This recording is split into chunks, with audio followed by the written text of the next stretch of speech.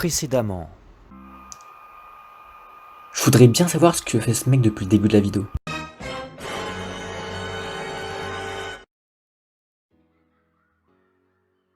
Dans le titre.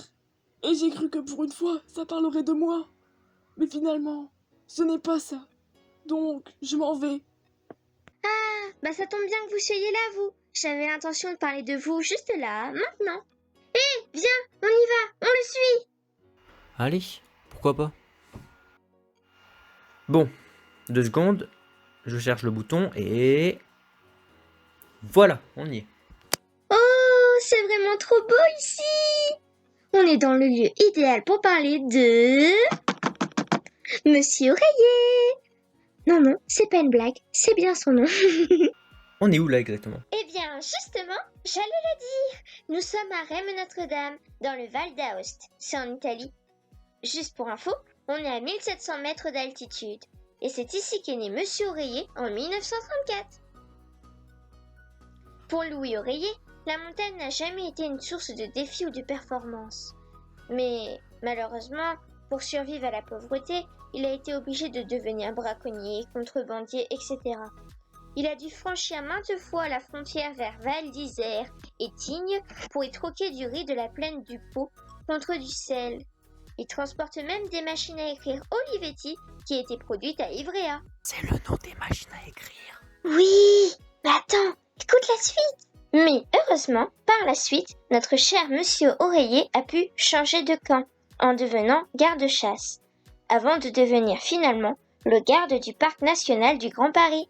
C'est toujours dans la même vallée, le même endroit.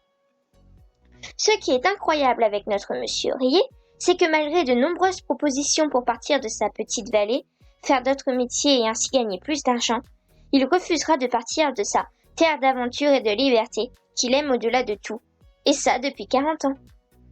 Perso, je le comprends, hein. Si je vivais dans un endroit aussi magnifique, je partirais pas non plus, même pour plus d'argent. Bon, eh bien, je pense que la vidéo est terminée. Remerciements à toi, Colloque de Planète, d'avoir regardé notre toute première vidéo.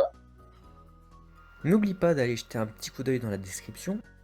On y explique pourquoi on a choisi ce thème en première vidéo, ainsi qu'un lien d'évolution vers le matelas /lit. Si le sujet t'a plu ou a piqué ta curiosité, il y a le docteur en anthropologie alpine Irène Bogma qui a recueilli dans sa parole Là où l'horizon est plat, je ne tiens pas, à l'origine un nom italien, Il Pastol di Stambelli, désolé pour la prononciation, le film est de 2010. Tu connais le truc? N'hésite pas à liker, partager et commenter.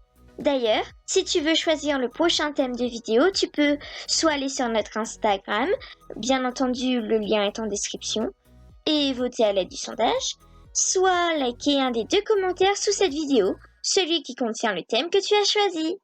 Tu peux aussi nous dire en commentaire si tu as des idées de thèmes pour les prochaines vidéos. À dans 2 semaines, Colloque des Planètes.